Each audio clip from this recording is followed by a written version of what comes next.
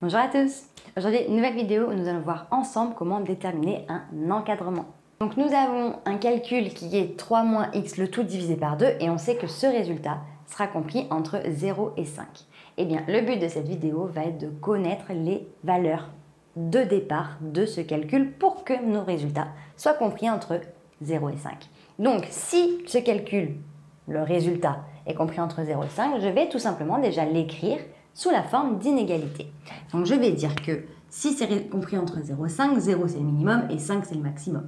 Donc 0 sera plus petit ou égal à 3 moins x divisé par 2, plus petit ou égal à 5. Eh bien, une fois que je suis ici, c'est quand même bien de savoir un petit peu dans quel ordre, qu'est-ce qui est arrivé dans mon programme de calcul. J'ai un nombre de départ, qu'est-ce que je lui ai effectué au fur et à mesure pour arriver à ce calcul-là.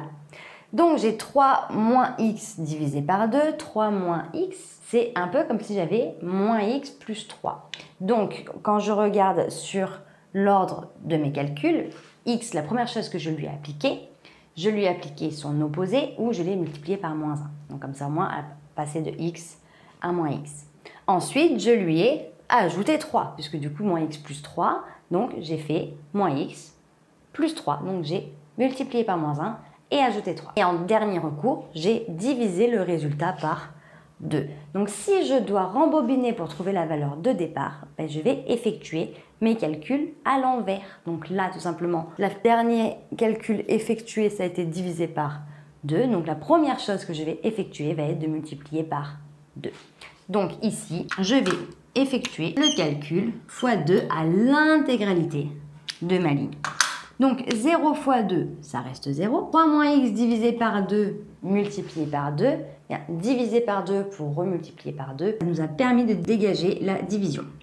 Donc 3 moins x, 5 fois 2, 10. Ensuite, qu'est-ce qu'il va falloir que j'applique comme calcul pour rembobiner? Alors, on a dit que 3 moins x, c'était la même chose que moins x plus 3, donc je vais retirer 3. Donc là, prochaine étape, moins 3. Donc si je retire 3 toute la ligne, donc comme pour la ligne précédente, donc là j'avais multiplié par 2, doubler ne change pas le sens, retirer 3 ne change pas le sens, en fait je reste comme ça. Donc là du coup j'ai 0 moins 3 qui me font moins 3, plus petit ou égal à 3 moins 3 qui fait 0, moins x tout qui reste là, hop, parce que du coup j'avais ça et j'enlève 3, donc 3 moins 3, 0.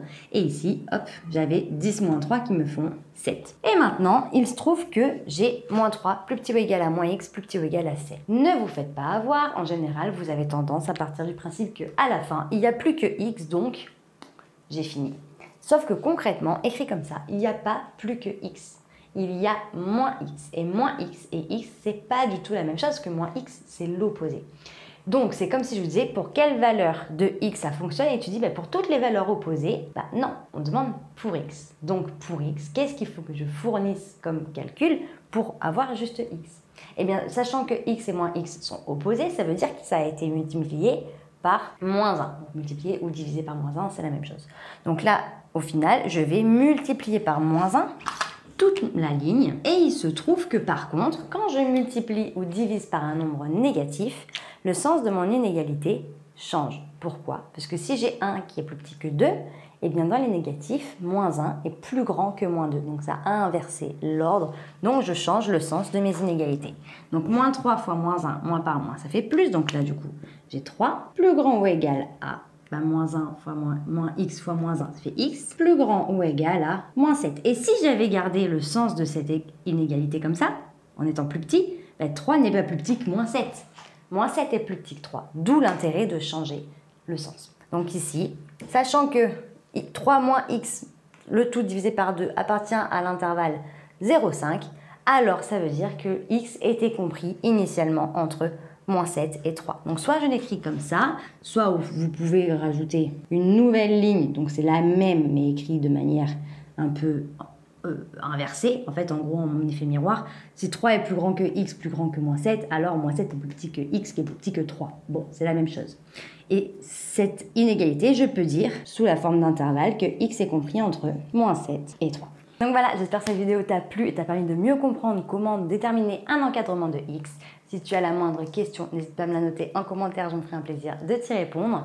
Pour nous rejoindre, si ce n'est pas déjà fait sur YouTube, il suffit d'activer la petite cloche et sur Internet et les différents réseaux sociaux. Nous sommes sur Facebook, Instagram et sur Snapchat. On te met tout en barre d'infos pour que tu ne rates aucune information. Et d'ici une très prochaine vidéo, je te dis à très bientôt.